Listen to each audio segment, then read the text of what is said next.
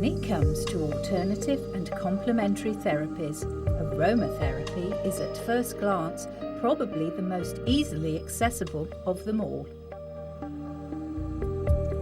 Walk into any shop selling shampoos, massage oils and bath products and you'll see the word aromatherapy liberally scattered along the shelves, describing a whole host of products, ranging from scented soaps to therapeutic air fresheners designed to aromatically harmonise every room in the house and even your car if you so desire.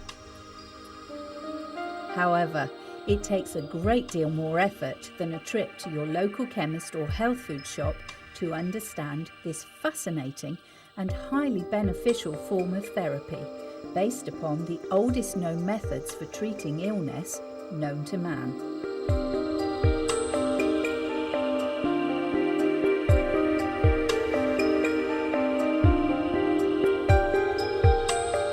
There was a time, and comparatively speaking, not so very long ago, when every household turned to its own ancient recipes for plant remedies if a member of the family fell ill. Aspirin was originally derived from the willow tree, and digitalis, used in the treatment of heart problems, came from the purple foxglove, once found in the majority of English country gardens. The opium poppy's precious morphine is to this day one of the most effective painkillers ever discovered, and anyone who suffers the discomfort of constipation will be well acquainted with the laxative qualities of dried senna pods from the cassia tree. Interestingly, it was no accident that during the late 19th century empire-building travels of the British abroad, gin and tonic developed as the most fashionable drink. The tonic water contained quinine, derived from South American tree bark, which was very effective in the treatment of malaria. And although our modern tonic water only occasionally contains quinine, it's a drug that is still extremely valuable in the care of present-day malaria patients.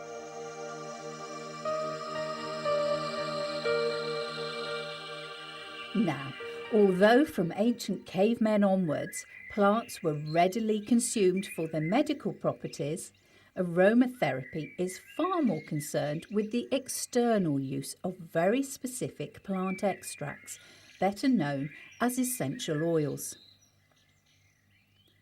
As the name aromatherapy suggests, it's the smell or the aroma of these oils that is primarily of benefit to health. Until you stop and think about it, few people realise just how strongly they are affected by smells and scents. This is because the part of the brain that interprets smell also governs our emotions, and the two are most definitely linked.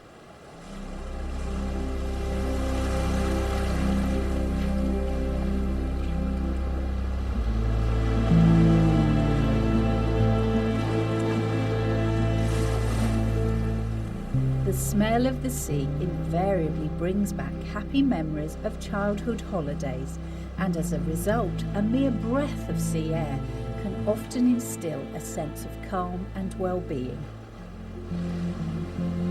In exactly the same way, a mother's perfume, the smell of a new car, baby powder, geraniums, freshly baked bread, brewing coffee, mown grass, and Christmas pudding are just a few examples of the kinds of aromas that make us feel good in everyday life. It's therefore perfectly logical to take this principle a step further and deliberately induce the health-giving properties of such smells, which is fundamentally what the practice of aromatherapy is all about. However, you're obviously not going to find essential oils of new car or mown grass on any chemist's shelf. And when you're faced with such exotic options as ylang-ylang and bergamot, you might well wonder where on earth to begin.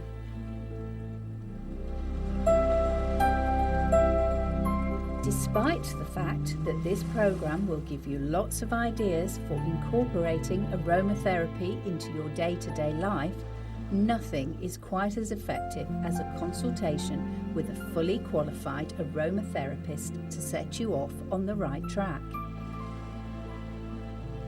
Meet Anne Topnell, a very experienced aromatherapist who helps a variety of clients with a wide range of ailments. It's through the advice of a trained therapist like Anne that you will learn how aromatherapy works on a far deeper level than smell alone. Essential oil is one of the few substances that can penetrate the skin and enter the bloodstream, which does mean that to get the best from aromatherapy, a more specialist knowledge is required. However, you don't have to be ill to consult an aromatherapist. You might just want to boost your energy levels, and there are lots of techniques that she can use to help you.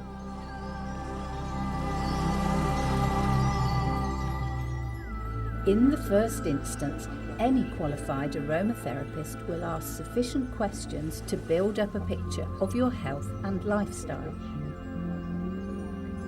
Like most alternative or complementary therapies, aromatherapy is practiced holistically, which means that it's concerned with treating the person as a whole, rather than concentrating on any given set of symptoms. Okay, so you might turn to aromatherapy looking for relief for a specific health problem. But there's an awful lot to be said for regular sessions to strengthen your own body's metabolic processes, rather than wait for something to go wrong. The old adage that prevention is always better than cure was never truer, as you are about to discover.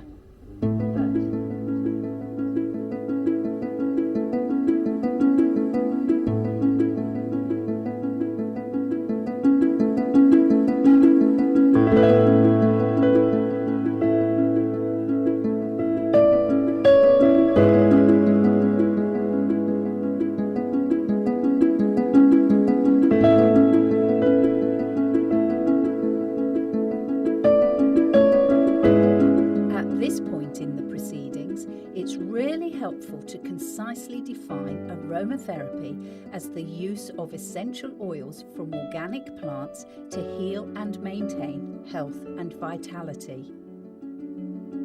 An essential oil is a complex mix of chemicals extracted from a specific plant. Each oil has its own range of healing qualities, and some are very well known indeed. Lavender, for example, is generally associated with sleep and unwinding at the end of a stressful day, so it's often a constituent of relaxing bath oil, but it can offer a great deal more than the answer to an insomniac's prayer.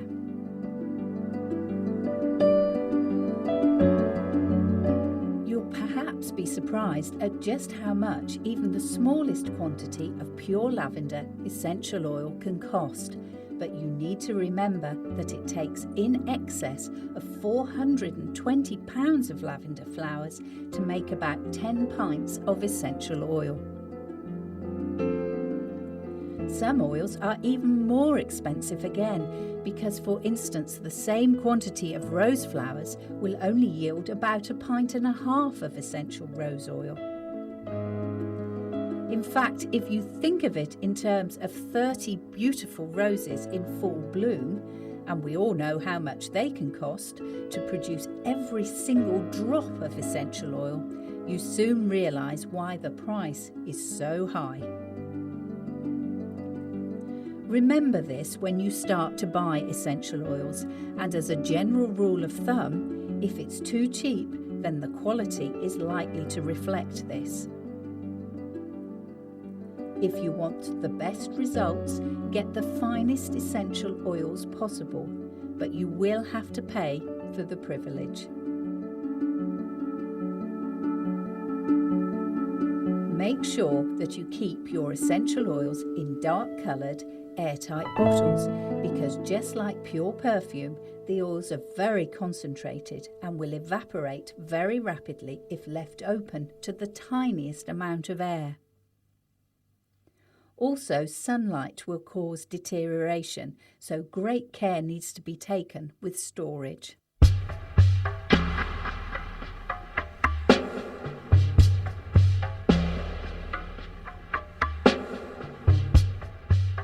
These oils must never be used undiluted unless professionally advised to do so.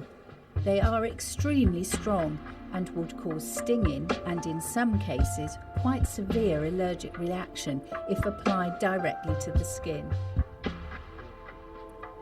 They need to be mixed a few drops at a time with carrier oils such as grapeseed, soya or wheat germ before being massaged into the skin.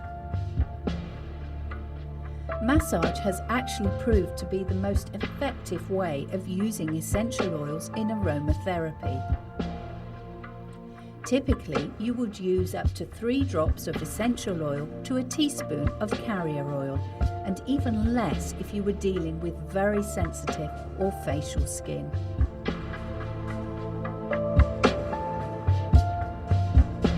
It's interesting to note that although these aromatherapy essences are called oils, they are not in the slightest bit oily in consistency. Because aromatherapy concentrates on the sense of smell and absorption through the skin, the massage process is doubly beneficial when essential oil is used, with the aroma released from the oils warming on the skin, enhancing the healing quality of the massage dramatically.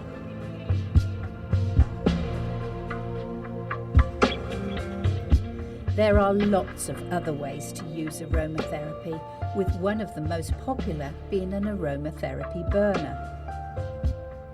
Here, a few drops of essential oil are sprinkled into the burner with water, and as the water evaporates with the gentle heat from the nightlight, the room is filled with the chosen aroma. Many people use lavender in this way to fragrance a bedroom before sleep, to help with insomnia and also disturbed, fretful sleep. You could, of course, use an aromatherapy candle, but the heat from the burner will continue to scent the bedroom for some considerable time after the nightlight has been extinguished. Remember, neither option should be left alight while you sleep, as concern over the house burning down is definitely not conducive to a peaceful night's rest.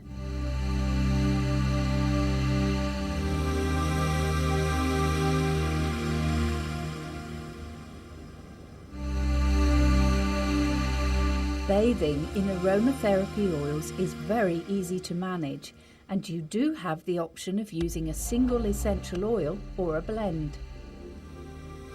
Run a warm bath, not a hot one, as the oils would evaporate too quickly, and simply sprinkle up to 5 drops of oil onto the water and then agitate thoroughly. Relax in the bath for at least 10 minutes to truly appreciate the benefits, but do avoid splashing the water in your eyes. You can bathe like this perfectly safely every day, and of course vary the oils you use according to your own specific requirements.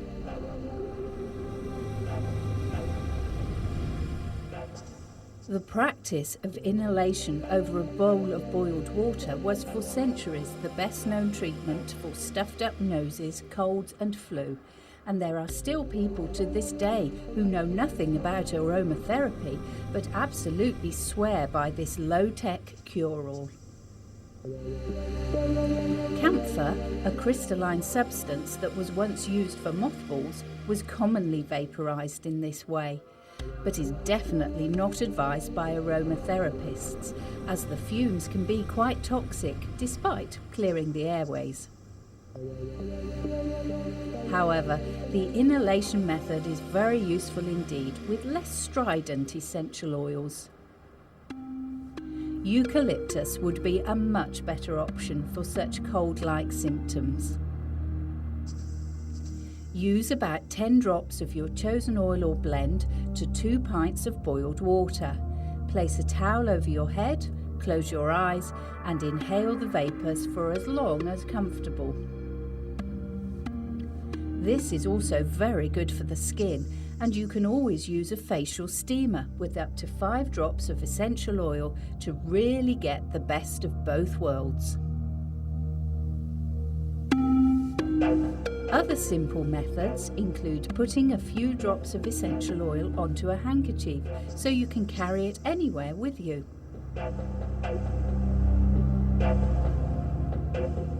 Aromatherapy-based potpourri can be very useful, and leaving a saucer of water with a few drops of essential oil on top of a radiator to evaporate will create the perfect healing ambience.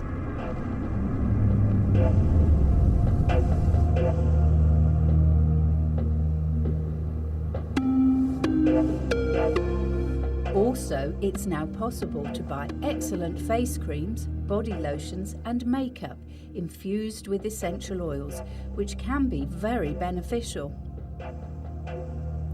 Again, returning to the slumber-inducing lavender, a night moisturising cream containing this essential oil can help you to a good night's sleep while rejuvenating your skin. Likewise, a day cream or makeup incorporating revitalising and stimulating rosemary would be just what was needed to counteract that Monday morning feeling.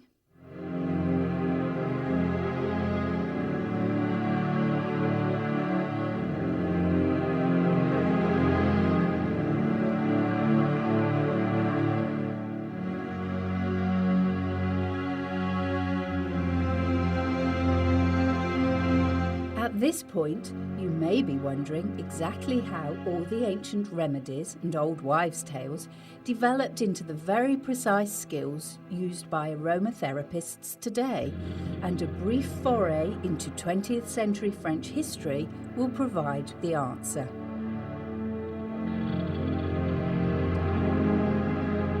As medical science developed through the latter part of the 1800s, chemistry provided many new cures, and by the 1920s, the creation of synthetic drugs had certainly changed the way that illness was treated. Gradually, more traditional plant remedies were phased out, but ironically, it was a French chemist, René Guettefoss, who rediscovered the precious healing qualities of plant extracts in 1937. Whilst at work in his laboratory for a perfume manufacturer, he burned his hand very badly and plunged it into the nearest available bowl of liquid. Fortunately for him, it was essential oil of lavender, and his hand healed at exceptional speed with almost no scarring.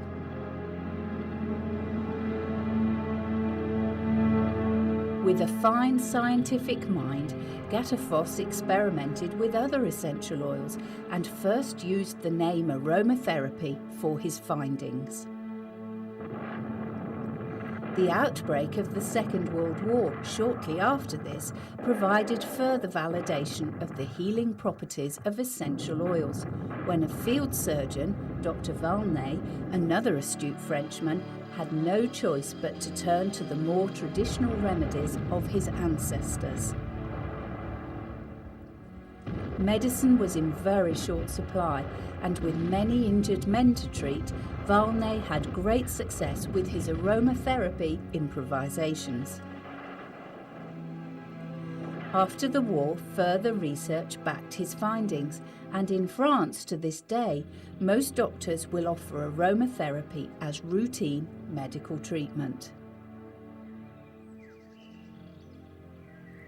In Britain, the medical establishment has been less inclined to mainstream aromatherapy, and it has developed as a complementary medicine practiced by trained therapists rather than doctors. However, the number of people turning to aromatherapy is growing rapidly, and even the most sceptical of clients is convinced of the benefits once they've tried it for themselves. Well, that's quite enough history and medical debate to be going on with. It's time to return to Anne and experience the healing properties of aromatherapy in practice.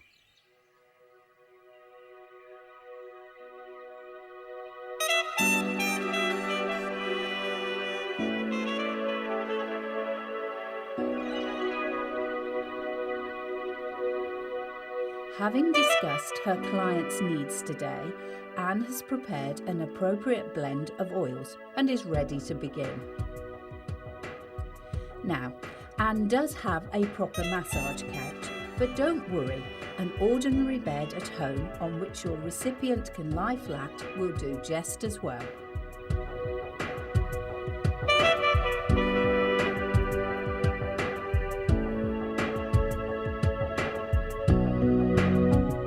Everybody tackles massage differently, and you can certainly experiment and work out your own routines. But over the years, Anne has found that this is a very successful aromatherapy massage indeed. As a starting position, Anne has asked Alison to lie face down on the couch and is initially working on the soles of her feet and the backs of her legs. This is a wonderful relaxation technique, and more importantly, it helps Alison to become accustomed to Anne's touch. With the left thigh exposed, Anne applies oil to her hands and begins massaging Alison's leg. Always use towels to cover areas not being massaged, as this will keep your recipient comfortable and help them to gain maximum benefit from the treatment.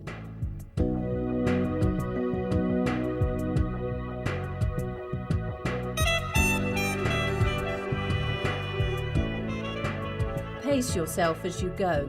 Remember, you've got 2 legs to work on, so don't get carried away at the outset. In this programme, we're focusing primarily on aromatherapy, and although Anne is clearly demonstrating all the techniques you will need to know, it would definitely be of benefit to pick up a really good book or programme about massage to help develop your skills.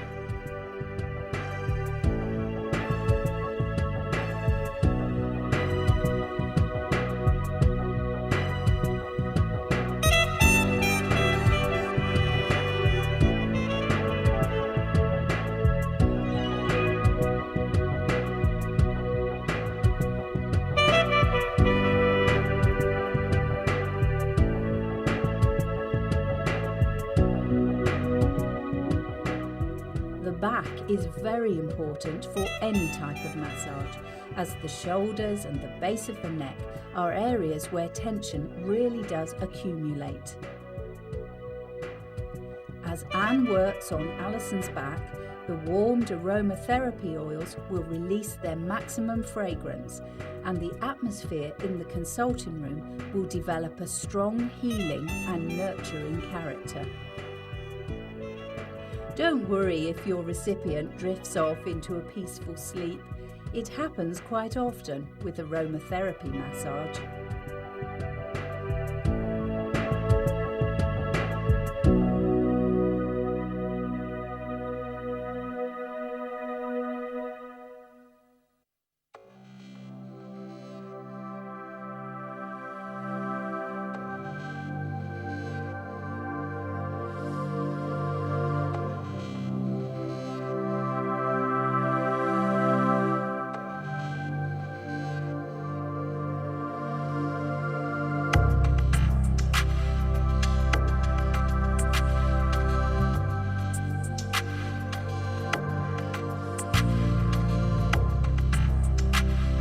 When it comes to moving onto the front of the body, always place plenty of support under the legs when your recipient turns over. you can really massage the feet and work upwards towards the thigh, again remembering the two-leg principle.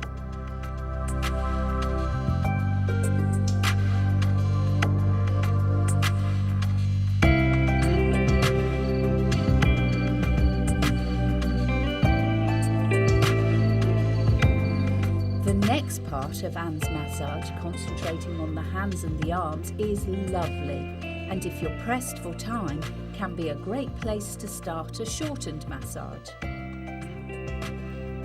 This is something you can do very easily for an elderly friend or relative feeling under the weather, while simply sitting with them.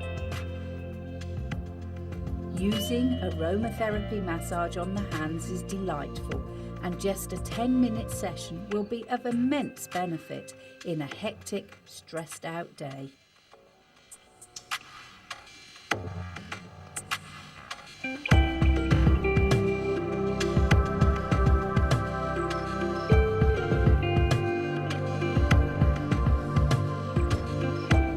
You'll find that many health clubs and beauty salons offer aromatherapy facials. So if you don't feel up to exposing the entire body beautiful, you can still give this wonderful treatment a try. Of course, the aromas given off by the essential oils, so close to the nose, will be very much appreciated.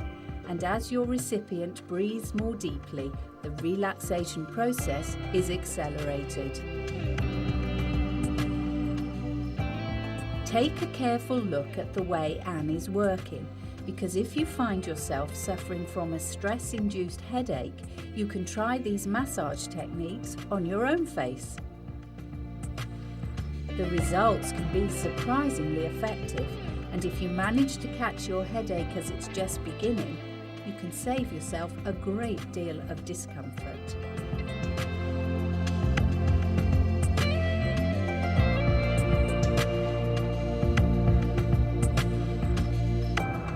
Finishing your massage at the top, so to speak, will leave your recipient feeling wonderfully relaxed or equally energized if that was what was required. However, it's worth returning to the feet at this point, at the bottom end of the scale, to consider another very useful application for aromatherapy in another field of complementary medicine.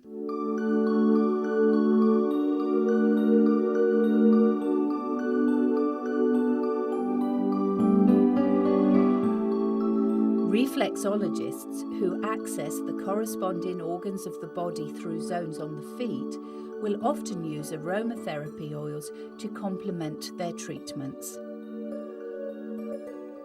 Think of the soles of the feet as having the regions of the body mapped onto them, and you can basically work out what's where.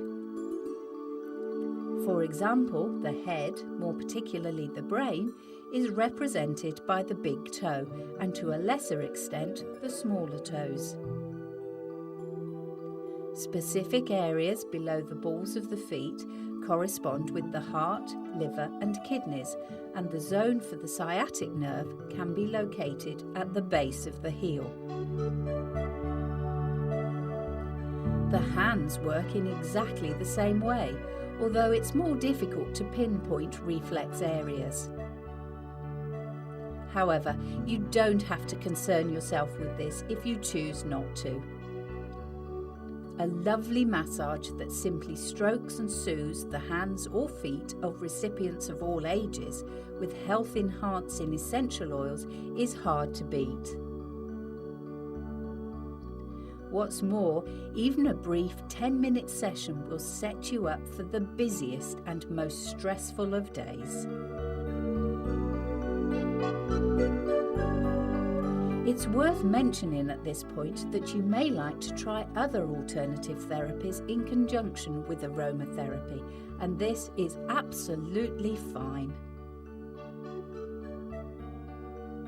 Always tell your therapist what else you're trying, and the same applies for your GP, should you have cause to consult them. You may well find, as in Anne's case, that your aromatherapist is also qualified in reflexology, so you can often have the best of both worlds, as the two therapies complement each other very well indeed.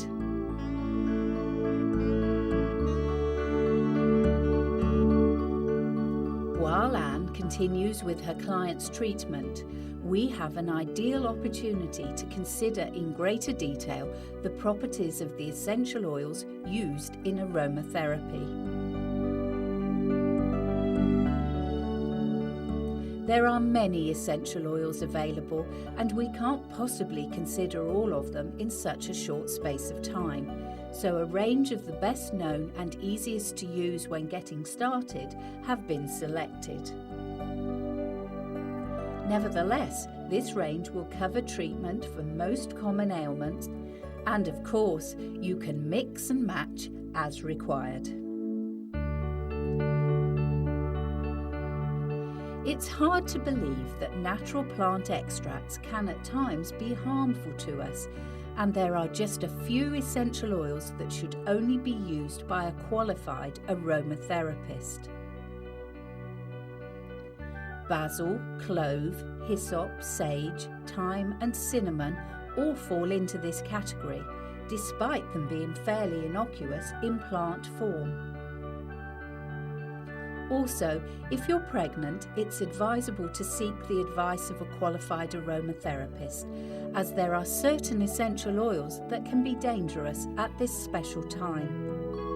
Again, the same applies if you suffer from allergic reactions or are particularly sensitive to various substances and conditions. An aromatherapist can guide you properly, and you'll be able to benefit from this wonderful therapy whilst minimising any risks. The essential oil we've mentioned most frequently throughout this programme is lavender, and it's the perfect oil to begin with. If this is the only essential oil that you get around to using, it's the perfect addition to your first aid kit.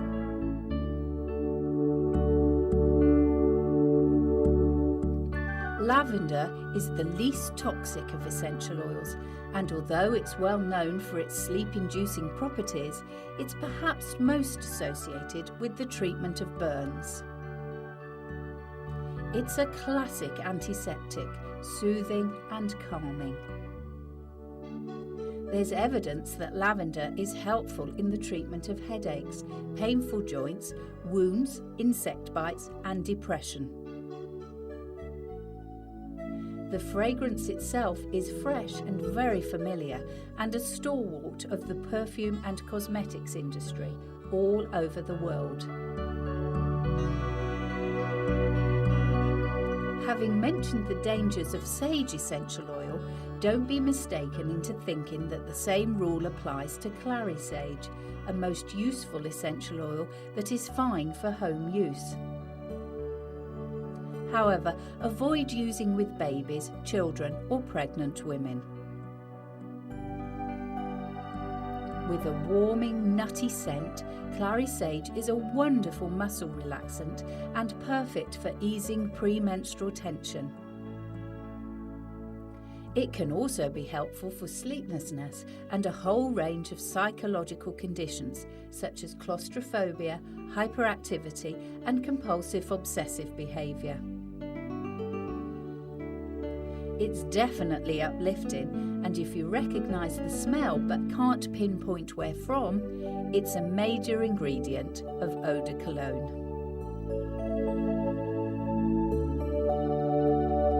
Mention bergamot and few people will instantly recognise where they know the name from, but pick up a packet of Earl Grey tea and you'll have the answer. Bergamot is the lovely citrus oil which gives this tea its distinctive flavour, and although lemony in smell, it's actually obtained from the rind of a small orange-like fruit from Italy. There are a few things you need to be cautious of with this oil, and it should not be used for babies and young children. Also, if used before going out in the sun, it will make the skin sensitive to the sunlight or even a sunbed and can cause pigmentation to be altered quite unpleasantly. However, the benefits of this essential oil are many, including helping skin conditions such as acne and psoriasis and even boils. It's definitely one of the most uplifting aromatherapy oils, and for anyone suffering with the Monday morning blues, lack of confidence, shyness or anxiety, it can be very valuable indeed. Anyone who experienced chickenpox as a child, or an adult for that matter, will be very familiar with our next essential oil, chamomile. One of the only forms of relief for itching spots was the pale pink chalky chamomile lotion that smelt delightful. As an essential oil, it's just as good for treating skin conditions such as acne and eczema, and because there are no problems whatsoever with chamomile, it can be widely used. If you were to choose a word to sum up this essential oil, it would be soothing. And for everything from indigestion to temper tantrums, hay fever to premenstrual tension, the cooling and calming effect of chamomile is invaluable to any collection of aromatherapy oils. Look out for chamomile shampoos and conditioners, which are particularly good for fair hair, and beauty products, because for a touch of pampering and soul soothing, they're marvellous. Also, if you drink chamomile tea, save the used tea bags if you're suffering with facial puffiness, such as you get with hay fever. Once cooled, but still warm, place on the affected areas of your face and relax. The aroma of the chamomile will be sufficient to be soothing and anti-inflammatory. Our next essential oil, frankincense, is familiar, thanks in part to endless school Christmas nativity plays.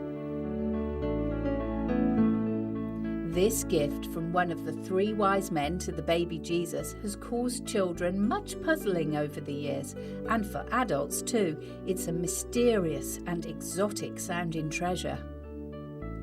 Highly prized in biblical times and still part of religious rituals today for many cultures, frankincense has a wonderful warm, woody aroma that is very useful as an inhalation for respiratory congestion.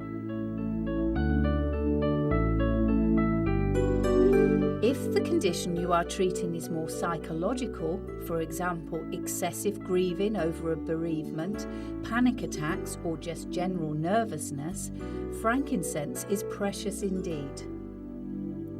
Also, if you practice meditation or yoga, try using an aromatherapy burner with a few drops of frankincense essential oil in the room, as this will really help you to focus and channel energy positively.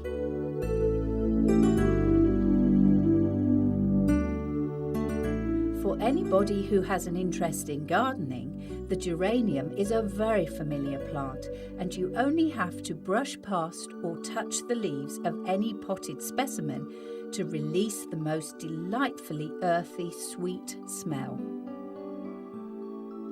As an essential oil, geranium is almost a perfect first aid kit in itself, being a valuable antiseptic and a multi-purpose tonic, all in one.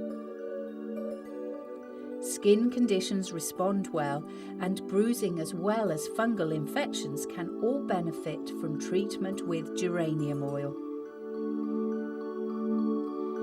Think of geranium and think of balance, particularly for women who are menopausal or people recovering from illness, as it's a very valuable restorative.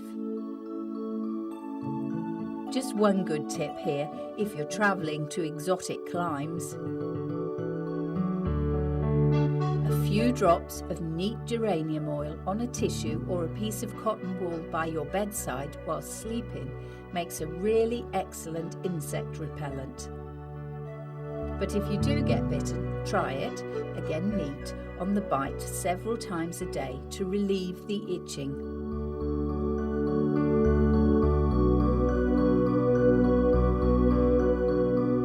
It's highly unlikely that Australian koala bears ever suffer from colds, coughs and sniffles because their staple diet is eucalyptus leaves, renowned for keeping the respiratory system healthy.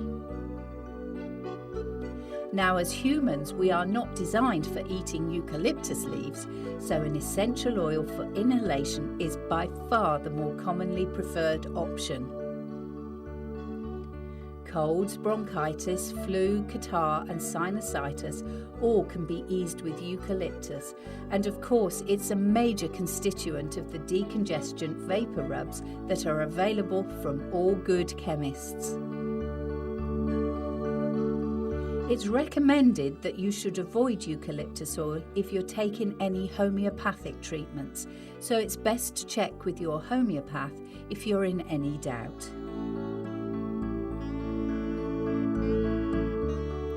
There's nothing more romantic sounding than jasmine, perhaps in part due to the fact that down through the ages it's reputed to have had quite significant aphrodisiac qualities. Jasmine is often called the king of the flower oils, with its wonderful exotic fragrance, and of course it's used widely in perfume manufacture.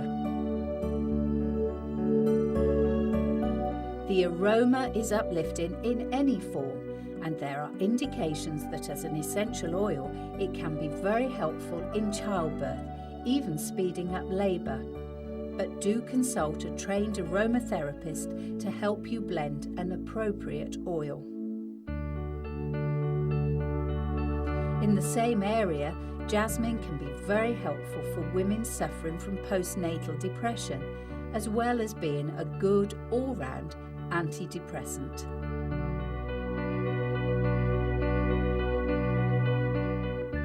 Even the great bard of Avon, William Shakespeare, knew the power of our next essential oil, rosemary.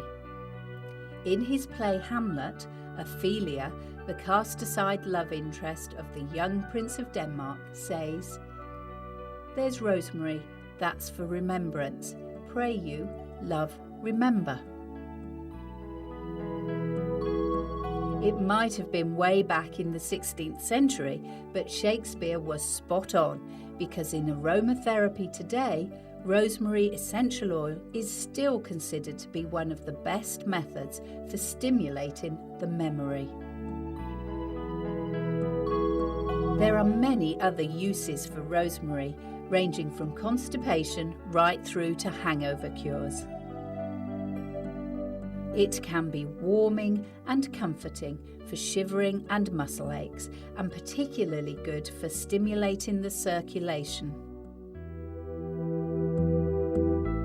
It's been suggested that rosemary can halt the onset of baldness, stimulating hair growth, but don't expect any promises on this score. However, just as any shampoo containing chamomile is good for fair hair, any shampoo containing rosemary is excellent for dark hair.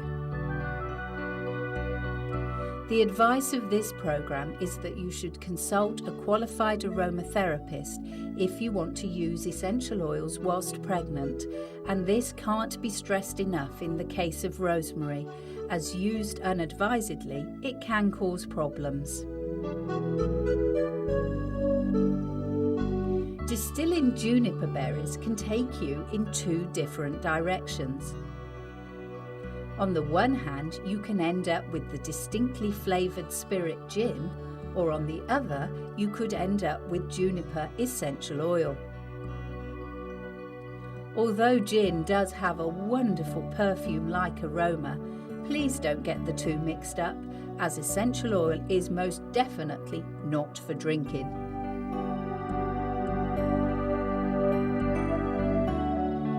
Juniper oil is generally associated with toxin elimination and has superb purifying and cleansing properties.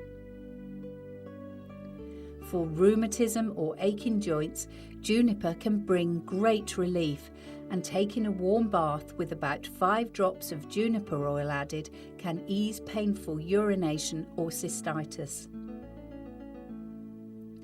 Unfortunately, just like rosemary, juniper essential oil should be avoided in pregnancy, just to be on the safe side.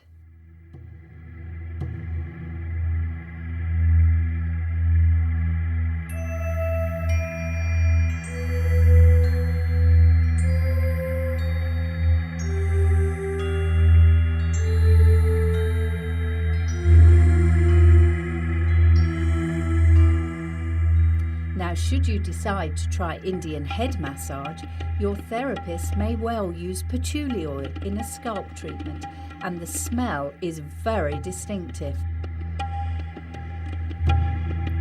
It's used extensively in the perfume industry because the musky, sweet fragrance is very long-lasting. In traditional Indian medicine, patchouli is widely used, hence its inclusion in Indian head massage, and it's also a valuable ingredient in Chinese and Japanese medicine as well.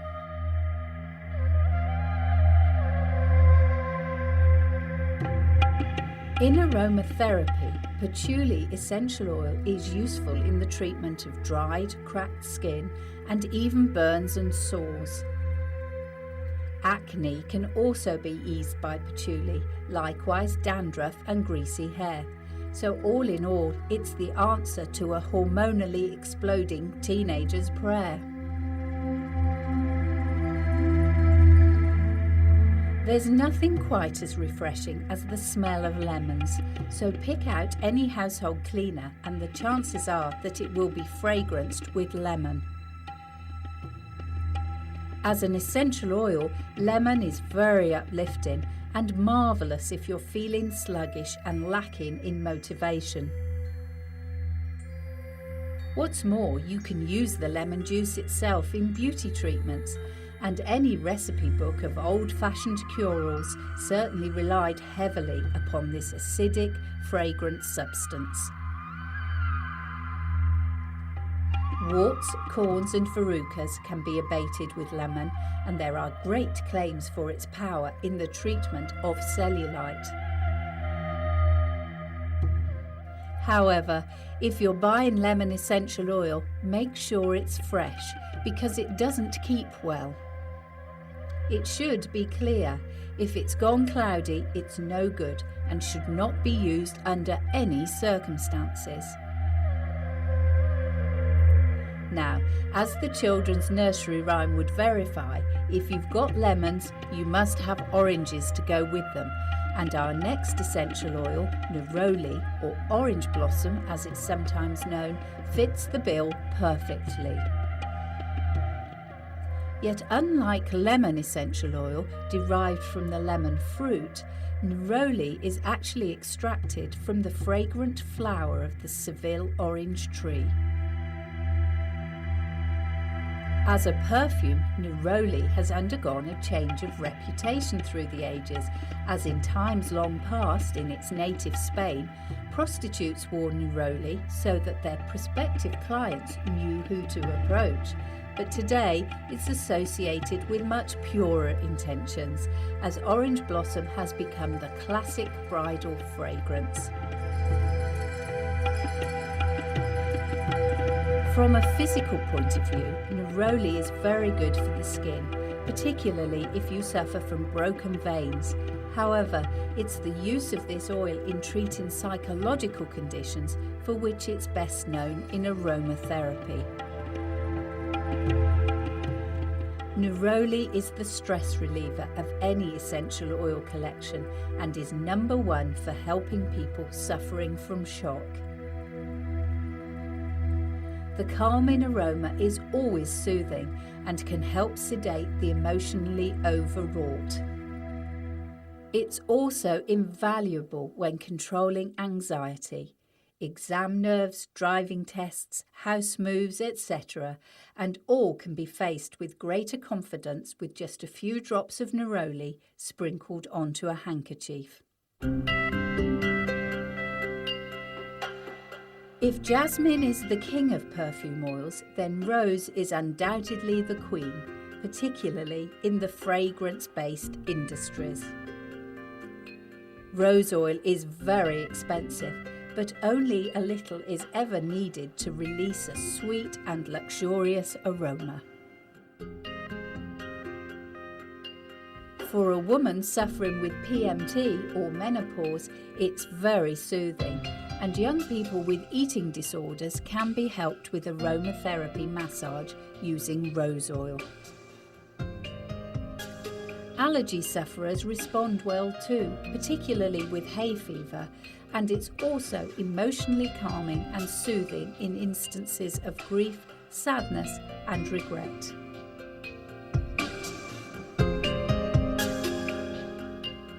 In recent years, tea tree has become universally well known because of its antiseptic qualities, most noticeably in shampoos, body washes and cleansing products. The aroma is distinctly medical, and although fashionable today, it was a lifesaver for the early Australian settlers, which is where tea tree originates. Anything fungal will be controlled by treatment with tea tree, and acne, candida, mouth ulcers, cuts, boils, thrush, stings and bites are just a few of the many conditions that this essential oil can relieve. Another very in vogue fragrance is the oriental sounding ylang ylang, which you can even find in fabric softener for clothes. The name actually means flower of flowers, and the wonderful scent is a perfect stimulant, whether as an aphrodisiac or for promoting confidence. It can be helpful for problem skins, particularly if your skin type is oily, although ylang ylang is predominantly used for treating psychological difficulties rather than physical complaints. The only word of caution is that it can help the skin to tan, which is great so long as you're aware of this fact and don't overdo it. Avoid using ylang ylang for babies and children.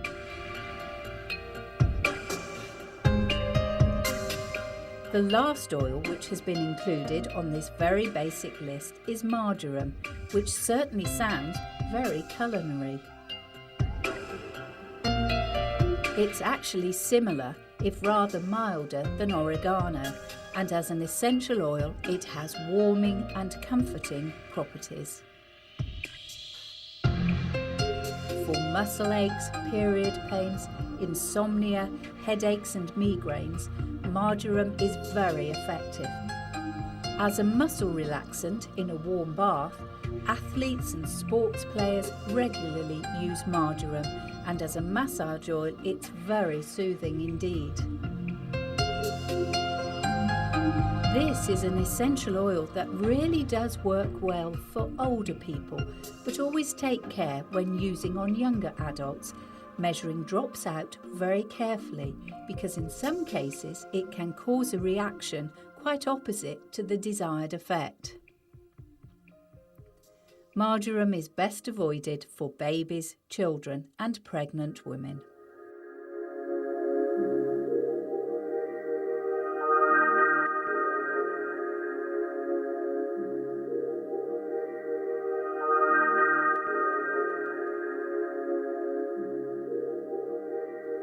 There are undoubtedly oils that have not been included in this programme that may well prove to be your own particular favourites, but that is one of the great joys of aromatherapy. It truly is a journey of discovery, and as you steadily add more essential oils to your collection, you'll find that your insight into this often seriously underused therapy will not only inspire personal growth, both physically and spiritually, but also benefit all those around you. However, if you only get as far as filling your bedroom with lavender potpourri to help you sleep peacefully, the results will be equally satisfying. Also, try to think of aromatherapy as a way of improving your quality of life on a day-to-day basis.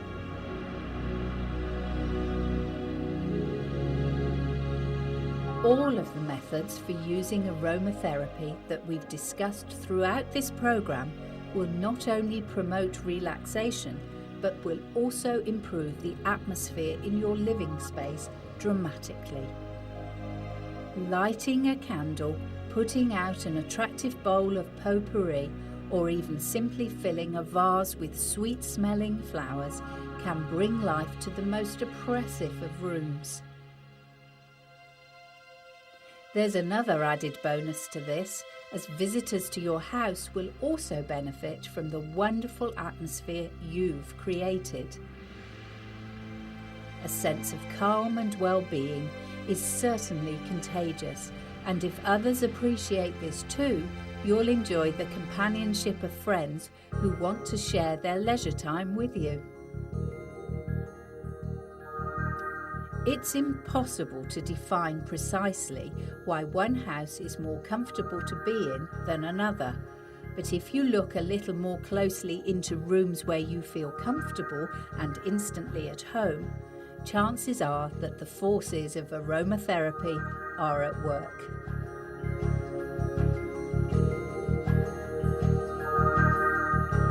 Even a little aromatherapy in your life will prove precious, and the words of a very experienced aromatherapist provide a very appropriate close for this program. She remarked that by the time many of her clients reached her, they had tried every medical treatment and therapy they could find, invariably over a period of years due to long hospital waiting lists for tests that often proved inconclusive. "If only I could be the first resort rather than the last," she astutely observed. "Then I could really do some good." This is food for thought indeed, and hopefully, if nothing else, this program will have opened your mind to the tremendous potential value of aromatherapy as an intrinsic part of 21st century life.